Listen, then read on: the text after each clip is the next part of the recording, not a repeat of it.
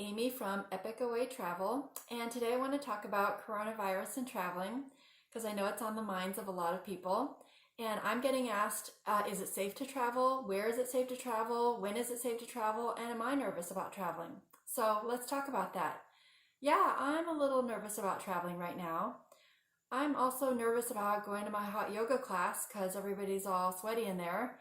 And I'm a little nervous about going to the hospital to see my dad because there's a lot of sick people in there. And I'm a little nervous about going to church too because last weekend a lady behind me was coughing a lot and my husband and I were looking at each other like, should we move our seats?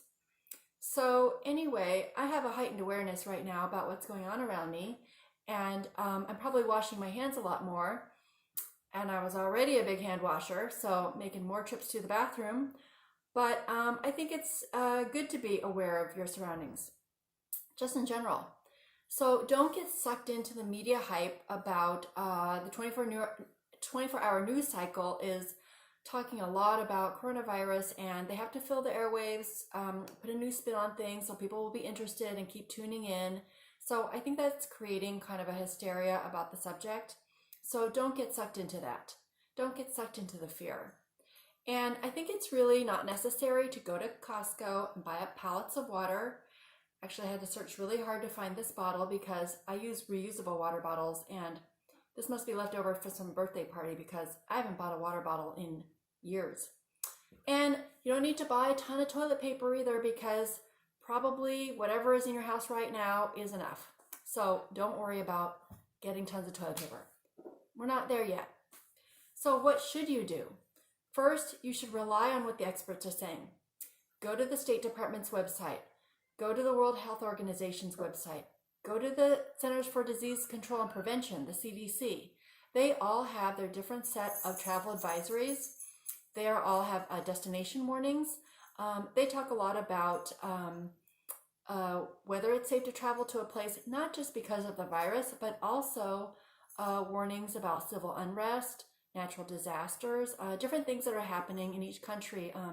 You can be aware of things that are happening around the world just by going to these different government websites. Okay, so you've decided to go somewhere. Yay!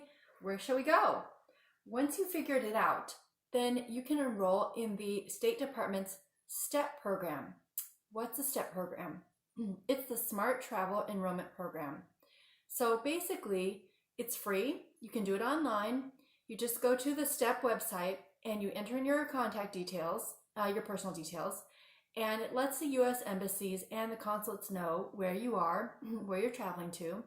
And if there does happen to be an advisory that pops up, then they can let you know about it because you might not know about it when you're traveling. If there's some warning about some natural disaster or some unrest that's happening in some part of the country that you're at, but you haven't heard about it yet, they'll let you know. Also, they'll let your family know about what you're doing in the case that you cannot get a hold of them. Major earthquake or something like that happens, they can let your family know that you've been abroad there. So it's a great communication tool, and I do recommend checking that out. Next, you can go to the websites of the governments of the countries where you're traveling to because they also have different warnings or just advisories letting people know if they have a quarantine situation, if they have delays, inspections, I don't know, things that pop up that maybe you don't know about, but if you go to their website, you can find out about it. So that's another smart way to go straight to the source.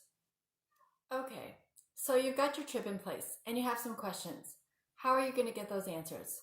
Well, you can call the airline, you can call the hotels, you can call your tour operator or your cruise company, or you can just make one phone call to, ta-da, your travel advisor, because I'm here for you. Hopefully everyone watching this uses a travel advisor. And why would you do that? Well, basically, I'm here to do the planning and the research and the organization for you. So all you have to do is tell me where you want to go, what kinds of places you like to stay at, what do you like doing, and I'll put together a plan for you and save you so much time. And then when you have questions along the process or you want some advice, I can help you out with that. So if you've got someone to do the heavy lifting for you, why not? Call a travel advisor. Then after you've got your plan in place, get your travel insurance, right?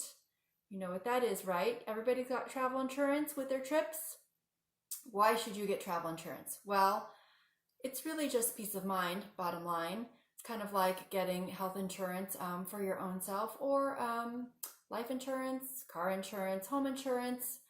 Basically, it's just insurance against something happening. So when you're abroad, things can happen. And not only does it help when you're in the country if you get sick or you need to go to the hospital or you need to have some kind of extra care taken, it also can help with trip cancellation, trip delay, misconnections, lost baggage, stolen bags. Actually, travel insurance is a really great thing to have because it actually covers a lot of things, and I do highly recommend it. So get your travel insurance from your travel advisor. Okay, so back to talking about coronavirus. And actually, these things are really hard to talk in, and it's a good thing that actually, as it turns out, I don't even need that. Coronavirus is not an airborne spread disease. It turns out that you actually have to be coughed on or sneezed on or get those little germ droplets on you directly in order to get the virus. Not airborne, masks are not necessary, although my daughter did say that if I put that on, my viewers are going to be super jealous that I have that. So don't be jealous, you don't need it. Okay, so bottom line is you really just need to make the decision that's best for you. And really everybody's circumstance is different, and you're going to different places and you have different obligations at home, different responsibilities, people are going for different lengths of time.